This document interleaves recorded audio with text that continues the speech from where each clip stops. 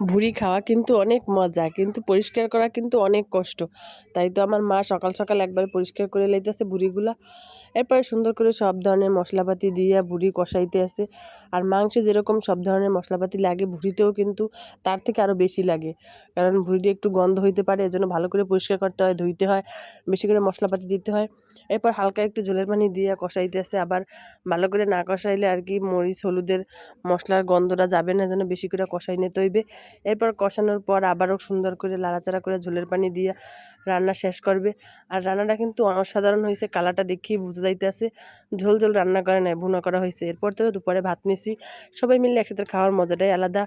লেবু, তারপরে পেঁয়াজ, কাঁচামরিচ নিয়ে গরম ভাত দিয়ে খাওয়ার মজাটাই কিন্তু আলাদা। লেবু চিপে একটু মানে ভুড়ি নেলার তলে দিয়ে খাইতে ও সেই স্বাদ, আর মুখে লেগে থাকার মতো মজা হয়েছে ভুড়ি রান্নাটা।